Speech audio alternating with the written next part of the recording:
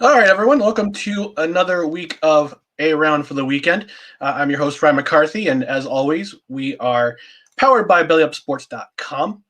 And with me tonight, as I've advertised during the week, I have my special guest with me, my good buddy, who was also my former boss at a radio station when I was interning. I've got Tom Goslowski. We call him Goz. So, Goz, how are we doing tonight, bud? What's up, Ryan? Thank you for having me on this wonderful Friday around for the weekend. I'm here. I'm ready to talk some sports, ready to hang out with you and get this weekend started right. Let's go. But what we usually do is that we first start off with what we're drinking. And since you're my guest tonight, let me know what you're drinking tonight. Shot up Yankee Distillery. Taking a little whiskey today. Shout out to Yankee Distillery, having that to start off the weekend right. Nice. So which brand are you drinking from Yankee Distillery? Which bottle? What you got? I just had it in the kitchen, and I did not do my research. I just saw Yankee Distillery, and everything's good there. I just know it's whiskey, and I know it's good. And I was told this is what you need to drink. And then I stopped asking questions and said, "Yes, sir, I will drink that right now. It's very tasty." That's always a good answer. Can't go wrong with Yankee. That's right. I am drinking from Real McCoy Beer Company. I live right down the hill is their Boston Spa tap room, a Doubleday house. So I stop there every so often to visit Mike. Mike, if you're watching, cheers to you, buddy. I'm drinking their looks like their Oktoberfest that left over. So got me some. And I got my mason jar. I always have it in my mason jar. So but I've got. See, I said last week, I've got a mason jar. I now have another object called Bordy Howe, which you can see back there. So Selfish Hockey. Oh, there it is. I got you. Sometimes I'll have my green screen, but tonight I decided to go with my Bordy House. So it's turned into Pee-wee's Playhouse, where there's Conky, there's Couchy, there's Cherry. Cowboy Carl's gonna stop by sooner or later. But in the meantime, guys, I'm happy to have you on, bud. So cheers to you. Thank you. Cheers to you, my friend. All right, and cheers to everyone out there. Ooh, that's good. Can never go wrong with Real McCoy. I haven't had a bad beer there yet. But all right, so let's talk about getting there with guys. Now, I'll just have you take the floor with the interesting couple weeks you've had. So, give us some insight as to what you did before. Now you're starting this podcast. You kind of pivoted a little bit to now a podcast from when you were on the radio. So give people a background of what the heck happened. He's frozen. Yeah. So there you go. I don't know. I think my former employer was trying to break into the stream. He will not talk. You hear me? He will not talk. We must silence him. Yeah. So basically, if you got me now, basically what happened? They got him. They're taking him down. Yeah, so basically the podcast is I'm no longer with 104.5, the team. So, I've thought about this podcast idea for a while. I might have even mentioned this to you. I know I might have mentioned this to other interns as well who were at the station. Yeah, but I've had this idea in my mind for a while where I'm really fascinated in people's journeys. Okay.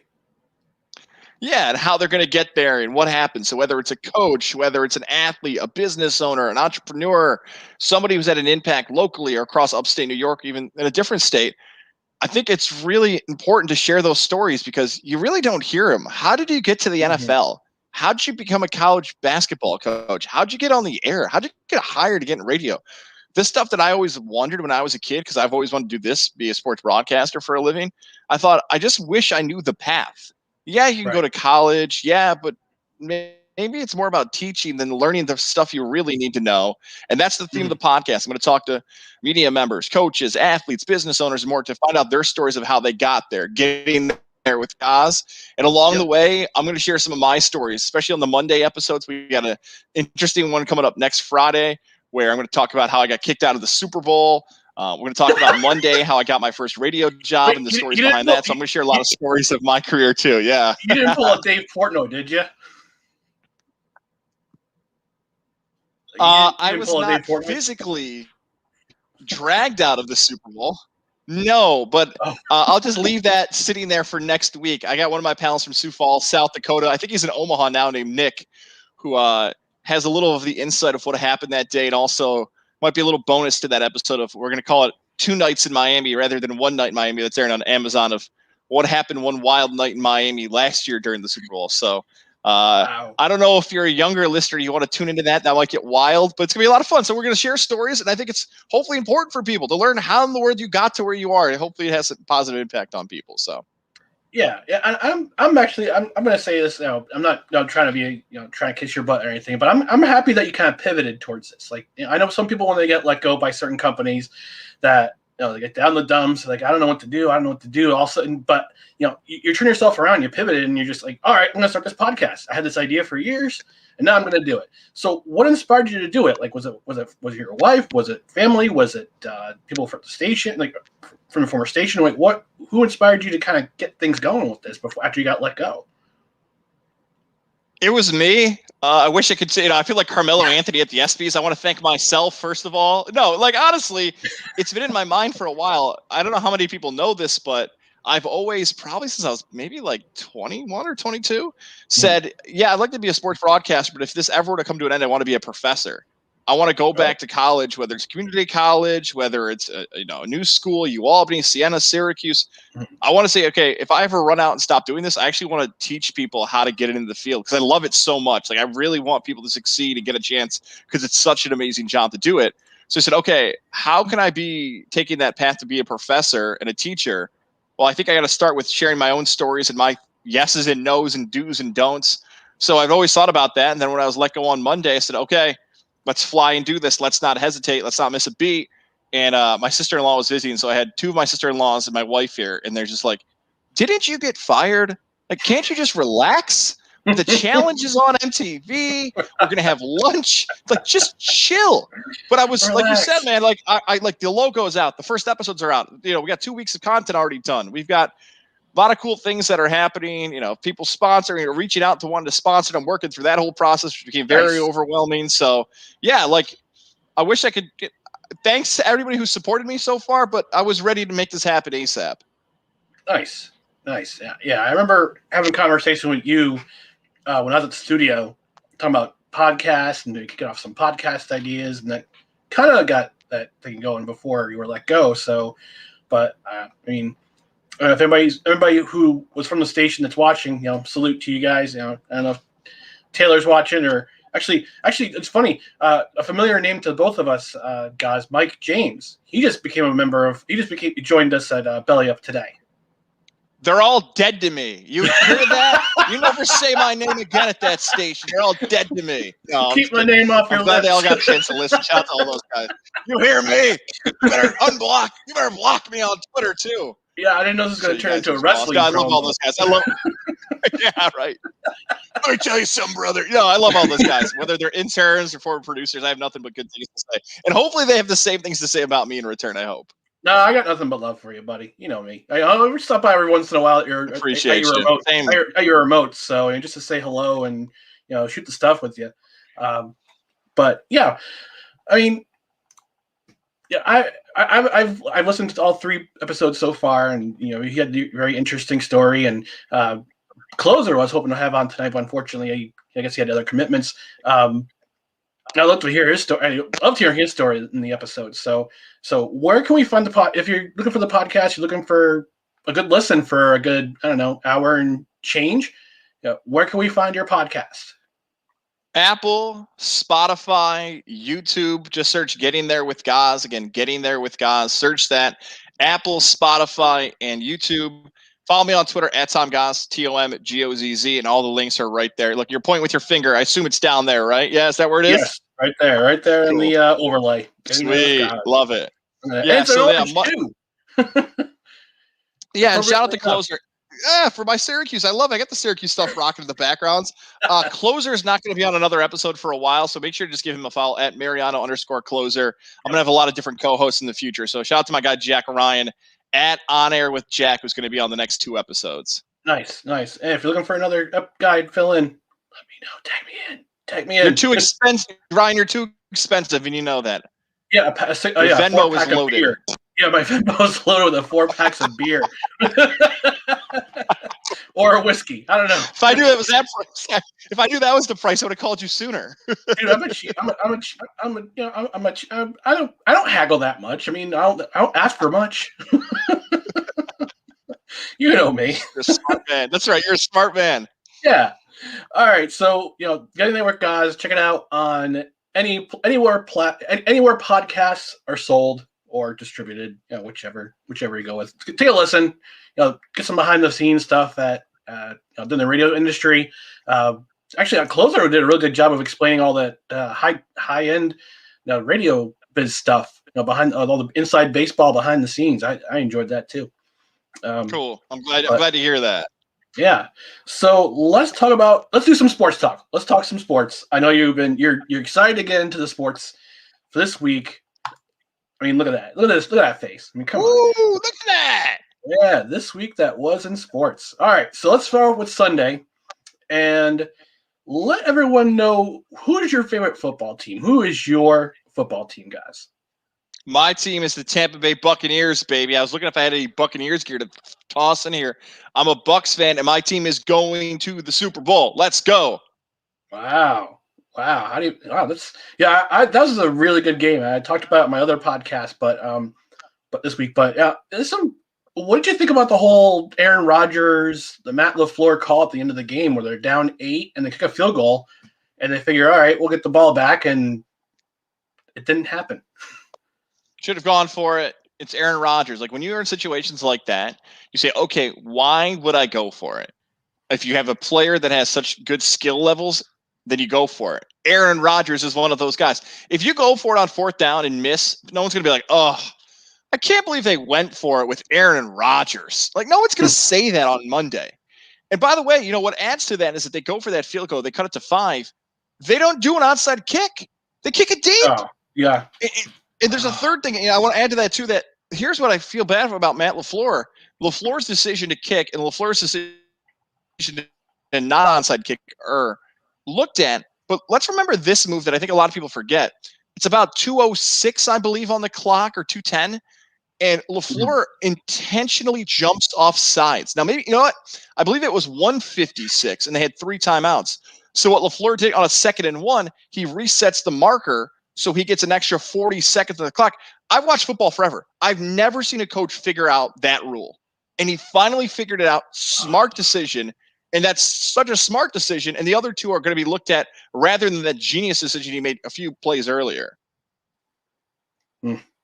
So was it more of a I put my trust in my defense?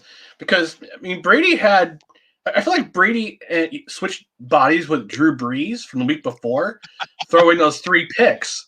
And you figured, all right, the Packers are going to do something.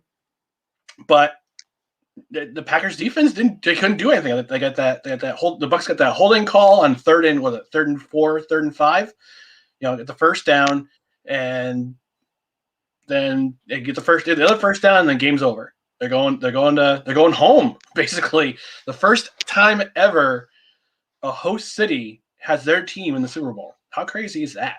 It's insane, man. It's so awesome that Tampa. Now, it would be, of course, far better if we weren't living in a strange world that is COVID now 2021, where fans are restricted and everything else. It would have been a far different scene if that were to have happened with more Buccaneer fans there. But it's still an amazing thing that it happened. And just going back to that talk you had about Brady and Rodgers and Breeze, here's what I feel like a lot of people overlooked going into that game, and I don't know why.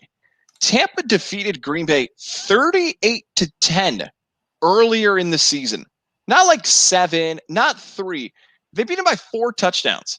Now, some people will go back and look at that matchup and say that was the only team up until when Tampa defeated New Orleans. Before the Bucs beat the Saints, Tampa had only beaten 1 team the entire season with a winning record, and it was that Green Bay game. But somehow we want to forget as fans, like, yeah, they won by 4 touchdowns, but it's a new season. No, 4 touchdowns is significant. Yeah. So Tampa had some edges, whether it's the offensive line, whether it's the defensive backs playing well. Tom Brady's a help. Bruce Arians. Like, we know some of the matchups where Tampa excelled. They showed it on Sunday, and they said, okay, we've beaten this team before. We could do it again, and sure enough, they're going to the Super Bowl. Yep.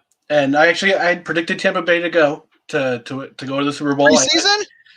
No. Preseason, I had New Orleans, but for last week's episode around for the weekend, I called Tampa Bay. I thought Tampa Bay had all the momentum going in from the winning streak they had at the end of the year. They had the game at Washington. They wound up beating Washington. They beat New Orleans, and I figured they have a ton of momentum, and they're going to win this game. They're going to win the NFC Championship. I wish I had called Tampa Bay at the beginning of the year, but I had New Orleans, so I was kind of close. But then you have the AFC Championship, the Chiefs and the Bills.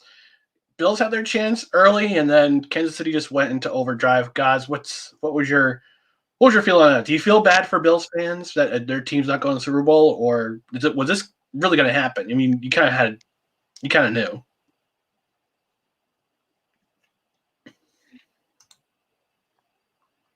Yeah, and here's the thing about the Chiefs and the Bills. The Bills didn't play bad, right? Like, you go back and look at that game. Did Buffalo play poorly? Not really. Especially not in the Kansas first City quarter. Just was really, really good. I thought they were really good. And also, by the way, we're talking about the preseason, just so I can sneak in this. Yeah, like, just sneak in this humble brag a little bit. I did have the Bucks and the Chiefs in the preseason. Thank you, Rivers Casino, for my 32-1 shot futures wager paying off on a Sunday, 6 days after I got laid off from my job. Let's go. But look, you mentioned the first quarter, right? Like, I thought Kansas City overall is just a flat out better team than Buffalo. Yeah, at some point, maybe the Bills may be able to figure it out, but the running game's not there quite yet. And Kansas City played their best game of the season against Buffalo on Sunday. Yeah. I mean, you kind of knew eventually that I was pushing back and forth between that game and my watching my Devils beat the Islanders. Because I don't know if you know this now. I'm the head of hockey content at Belly Up Sports now, so I got to talk hockey every so often on this program and on my other podcast too. But go back and forth and just all right. And after that interception, after that interception by the Honey Badger in the third quarter, you just kind of knew it was over. I mean, Kansas City's defense played well. I mean, they're kind of a bend, don't break type defense.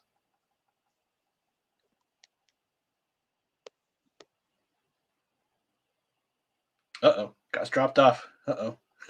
He'll be back. Sometimes you get technical difficulties here around for the weekend. I've had my share of them. But, yeah, I mean, talking about the Chiefs. Oh, here we go. All right, he's back on.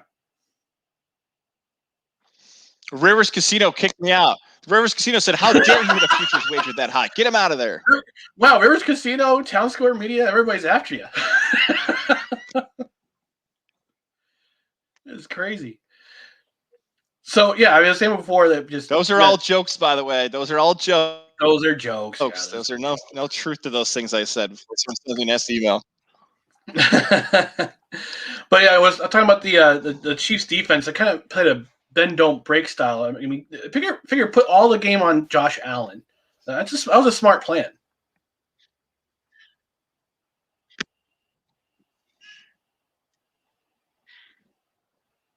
Yeah, here's the thing with Josh Allen, right? Really good player. The Bills overall as a team got better. Josh Allen at times, you can say, maybe earlier in his career forced the football too much. But they're just a few players away. Like, the Chiefs are good. That's it. They got Mahomes. They got Tyreek Hill. They got Travis Kelce. They got Andy Reid. The Bills are just – here's what people don't like to have happen. No one wants to be the second best at something. But someone has to be the second best at times, right? I had a coworker I used to work with. His name was Bud Poliquin. And Bud was a columnist for a newspaper. And for columnists, for younger listeners, columnists were people who would write about sports in a newspaper that was published daily. But Bud had this great line. He's like, look, I'm going to write 140 columns this year. Somebody is going to have a column that's going to be better than mine. And at some point at the end of the year, when I look back, one of my columns is going to be column 140. It's like, oh, yeah, duh. Like, if we went back and ranked everything we did in a year, there's not everything we do is going to be the best. That's life.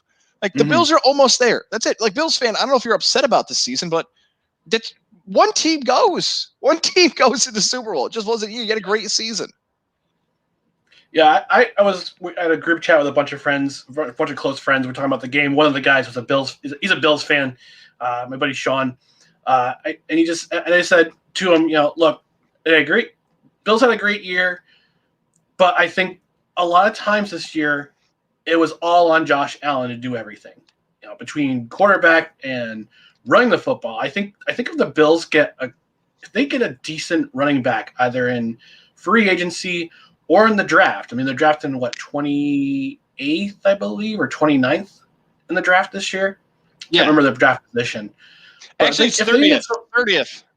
Oh, it's 30th. Okay, yeah. So Green Bay's 29th. Okay, but if they can see somebody like a Travis Etienne or even Najee Harris, if Najee Harris drops all the way down to 30, why not picking one of those big backs that can take the load off of Allen? This team's dangerous for a couple of years, for at least a good 5-year span. And you know what I think is going to happen? I bet Brandon Beane says this, very similar to what you said. Okay, we have the 30th pick. If Najee Harris or Etienne are there, if both are there, he won't draft one of them. He'll say, we're going to move back to the second round. We'll let a team who wants a quarterback or one of their players to trade up. We'll get some more picks. We'll stack our team, and we'll draft them on the second day. I would take Harris or Etienne and make the difference in the backfield. But knowing Brandon Beane, which I think if we did research, he's done a trade every single year since he's been the GM of the Bills. Mm-hmm. I think he might do it again. Okay. All right. Interesting. Now, I don't know. You've probably paid attention to the rumor. Speaking of another New York-based team, you've probably heard the rumors of Deshaun Watson being linked to several teams, including my New York Jets. So if you're Joe Douglas, guys, I know you have the beard. I know you have the beard. You don't have the hairstyle just yet. But if you're Joe Douglas, do you pull the trigger on this trade? And if you do, what do you offer the Texans? Yes, I would say you would pull the trigger on the trade. The only reason, it's harder to say a really confident yes is because there's a possibility you might get bidded out. And what I mean by that is that if the Jets feel like trading too much is actually going to move the team from 2-14 to 6-10 and then 7-9, do you need more space to spend because of Watson's contract? If you can rework that deal, I think it should be discussed. But yeah, I would look at Sam Darnold. I would look at a first-round draft pick. I would look at a second-round draft pick and maybe another first-round pick in 2023. So 2 first-round picks, maybe a second, and maybe Darnold for Watson. Now, some would say if you're going to toss Sam Darnold out there, his value is tough because if he doesn't sign with Houston, what are you going to do with him if you're Houston? Fair enough. Right. But that's what I would look at to do that deal. The problem is I would be cautious if I was the Jets because there are going to be teams like San Francisco, there are going to be teams like Chicago who might do a Tampa. What I mean by that is if they feel like they're a quarterback away building a roster and going all in for a Super Bowl, they may be far more aggressive for a trade than Watson. Than the Jets. Don't basically bid against yourself. There has to be a limit. Now, if you're a Bear fan or a Niner fan, it's a different discussion. You might want to say, we're going all in, push the chips to the table, Texas Hold'em style. Jet fan is not in that spot because they were so bad last season. No, I've heard Matt Stafford being linked to a couple teams. We're switching quarterbacks here because there's going to be a lot of quarterback movement coming into the offseason. Stafford, apparently he's going to be let go. He's going to be traded somewhere. Deshaun Watson, he wants out of Houston. Tua Tagovailoa might be part of that mix. We don't really know. But yeah, I mean, if I were the Jets, I don't know. Maybe it's just me. I would stand pat and be patient with Sam Darnold because I have a feeling this offense that's being linked to Mike LaFleur. Mike LaFleur is going to Matt's younger brother. He's going to be the offensive coordinator with the Jets this year because I got Robert Saleh running the show. So, but by the way, that beer bet we had never came through because Adam Gase got fired that night. That's right. That's right. So I made a bet on Twitter. I used to comment on their show on the 3 o'clock show on Twitter all the time for these guys. The 3 o'clock show. You can call it Levac and Gaz. It's okay. Too soon, Ryan. How can you reference a show I was employed 2 weeks ago? No, that's sorry. Go ahead. Could you? But I would always banter with those guys on Twitter, and I get shout-outs every once in a while. I did a thing. I think was it mid-November, and in November after the Raiders game when basically Greg Williams cost the Jets a win with that zero blitz. I said if Adam Gase is a head coach of the Jets after this season, I will buy both of you a case of beer. That's right. You did. You know but what? I'm just got fired off the hook. You know what? I actually have a question for you. I know it's your podcast, but I'm so used to asking questions. I have a question for you, if you don't mind, about Mr. Greg Williams. Okay. So Williams gets canned over that game. And you and I both agree, it looks like he's trying to tank. He's in a stupid defense. How did you as a Jet fan respond or feel when Doug Peterson did the same stuff on week 17? Because it was all fun and games when you could do it for the Jets and they're tanking for Trevor and blah, blah, blah. But then all of a sudden, Peterson starts benching everybody. He gets canned a few years after winning the Super Bowl. Dude's got a statue outside of him, Lincoln Financial of him. But the world goes wild when Peterson did it. How did you feel when you watched that week 17 or heard it? I had no feeling whatsoever. I was impervious to it because I was already celebrating the fact that Adam Gase was not going to return as head coach. So I didn't really care. Although if my dad's watching, shout out to my dad. He had a thought about it a couple of days later. He said, what are some things the NFL can do to avoid teams purposely tanking? And I go, I don't really know. I really don't know. Unlike other leagues, like the NBA has a draft lottery, the NHL has a draft lottery. The NFL is one of those leagues that you're rewarded for your ineptitude with the number one pick in the draft.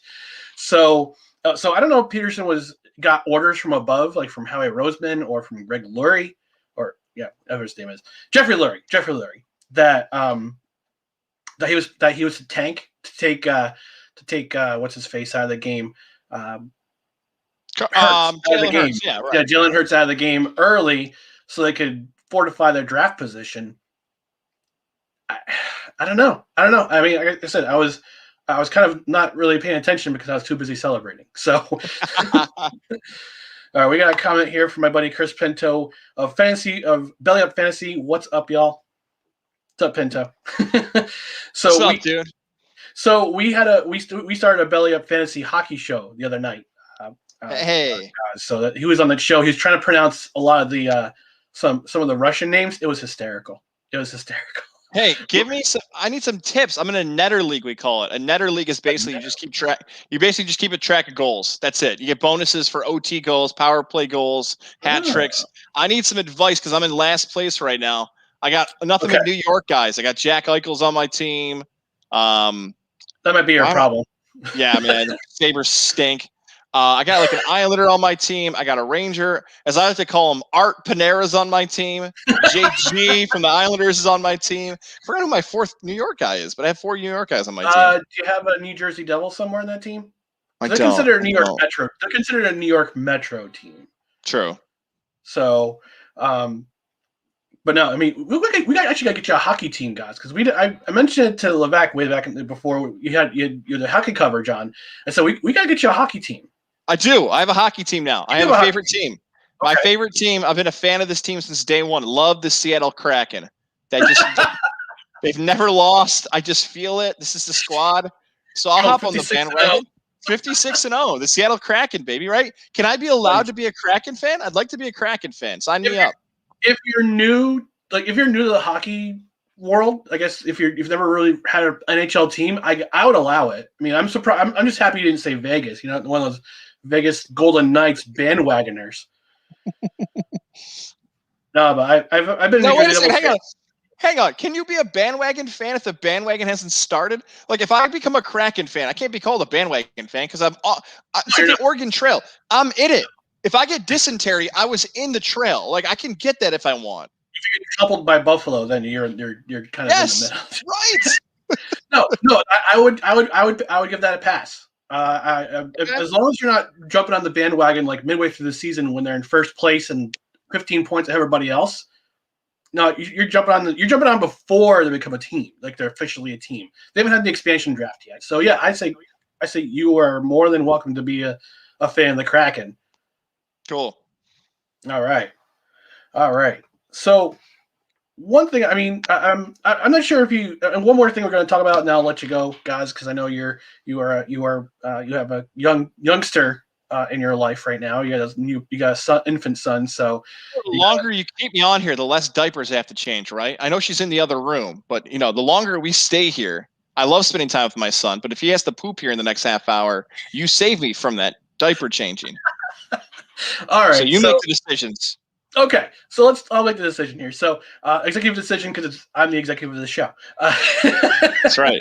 So, right, I'm your intern. You're my intern. Yes, thank you, my junior intern. So, I don't know if you've been paying attention this week. Barstool Sports, of course. Well, now just Barstool because I'm not Barstool Sports anymore. There's just a little bit of I call it a non-controversy because there's really nothing. It's really harmless. So. Their CEO, Erica Nardini, she had a couple of NWHL players on her podcast about a week ago, and so she said, I want to support this league, I want to support the players, I want to support the women's, all the women's league. Great, awesome. I'm pretty sure she would saw her left arm off to get a chance to be a part of anything involving women's pro sports. And I say good for her. The NWHL try to kind of put a buffer between the players and Nardini because she's part of Barstool, and I think a lot of it had to do with some clapback from the folks on Twitter because Twitter is terrible. So now it's been kind of a secret, not so much a war, but just kind of like a thing between Barstool and the NWHL and pretty much anything Barstool touches. I mean, what are your feelings on anything Barstool that tries to do? I mean, they're a little bit grandiose in their marketing schemes and they try to get attention. And yeah, great. So what? I mean, but they have an ample following. Lots of people follow them. Lots of people listen to their podcasts. Portnoy is very much an American institution at the moment with his charity work helping small businesses. But I mean, if you're a struggling sport and you need somebody like Barstool to help you out, why would you not take up that offer? Yeah, and quickly on Portnoy, I've interviewed him before. He was very nice to me. I was actually getting a sub last weekend in Syracuse, and I heard two guys talking. They're like, you know what you got to do? You got to watch that pizza review guy. He's the best. There are some people, I swear, I wonder what the number is, that have no idea. That was a nice gulp, by the way. You just had that beer. They have no idea he's a Barstool guy. They know him as the pizza review guy. So he's doing all these things to help out businesses, as you touched on there, right? Like, but here's the thing with Eric. Yeah. Like, here's the thing with the Erica thing you're discussing. I always think about these things because I don't know if you were the same way. When I was in school, once in a while we'd watch movies about history movies. Mm-hmm. And some of the stuff you'd watch, you'd always want to be like, oh, God, those bad guys in the movie are idiots. Why do they think like that? And that was kind of like a thing in life. I thought, like, I never want to be the bad guy in a movie 10 or 20 years from now because I just didn't think or use common sense.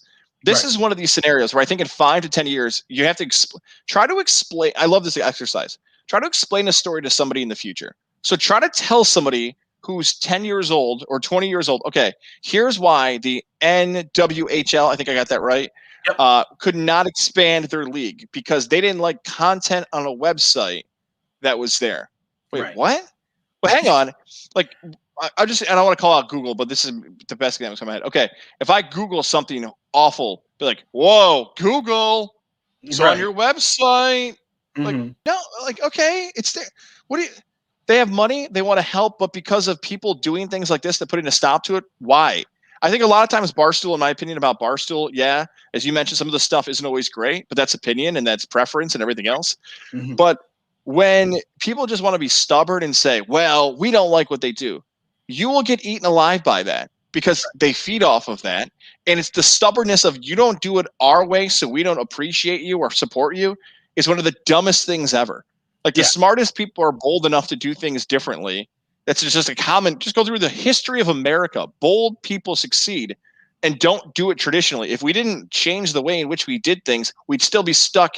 What? I don't even know what our technology would be. I don't even want to think about it. That's what Barstool is. Right.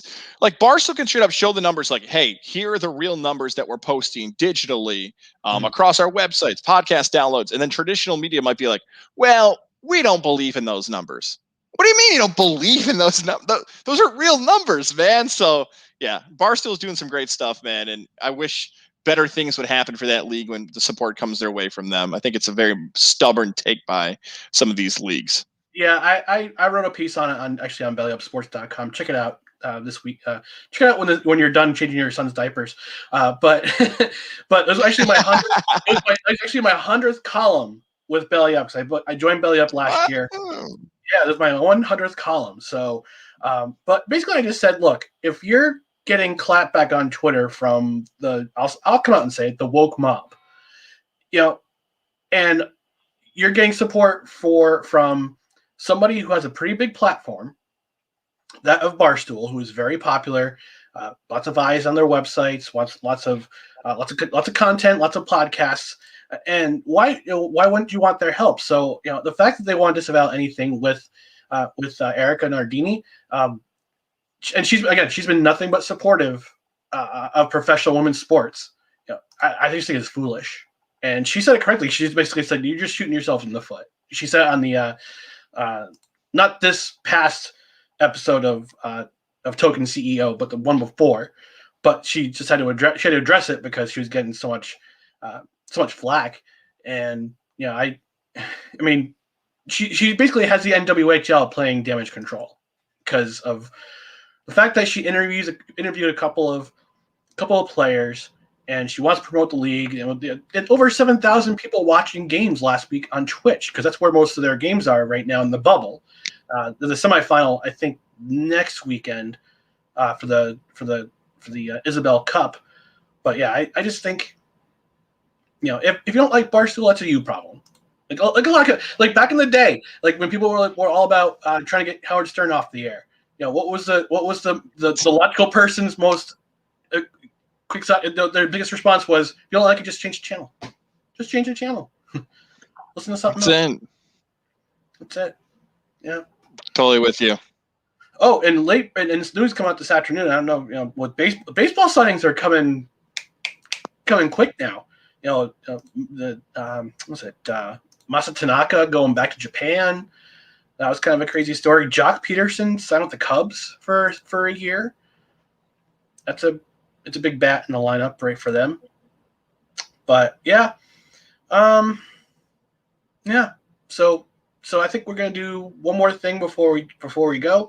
I'm gonna give a partnership shout out to Invader Coffee.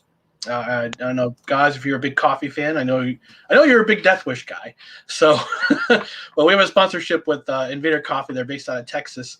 For the coffee lover who wants good quality coffee with no BS and no filter, Invader Coffee is an ultra premium, veteran-owned coffee company, proudly delivering only the best coffee your hard-earned money can buy. They aim to serve only the highest quality organic air-roasted coffee beans from source trade farms all over the world. They keep things simple, the best coffee at an affordable price in order to provide you with the value you deserve for your morning boost. 100% fair trade, 100% organic coffee beans, 100% air roasted, 100% money back guarantee. Visit invadercoffee.com, enter promo code BELLYUP at discount, receive 15% off your order. Guys, thanks for joining me tonight, Ben. I appreciate it. You have carte blanche on the show. You are welcome back whenever you want to come on. Whoa! All right. Appreciate that. Thank you very much, Belly Up Sports. Thank you, Ryan. Have a nice weekend. Appreciate you having me on telling my story. Yeah. If people want my stuff. If people want to find you guys, where can we find you both on? Again, just remind people about your podcast. Plug that. Plug your socials. Let's go. Getting There with Goz, Apple, Spotify, YouTube, especially on Apple. It took a little longer to get up there. Rate, review, subscribe, download. I think I did that right. Maybe it's download, subscribe, rate, review. I'm still learning the podcast lingo. Yeah. Twitter at Tom Goz, TOMGOZZ.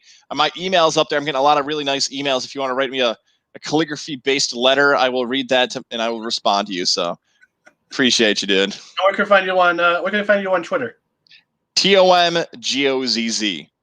At Tom Goz. All right. And as for me, let's connect on Facebook, facebook.com/BellyUp Sports AFTW, Twitter, BellyUp AFTW, and YouTube, AFTW BellyUp.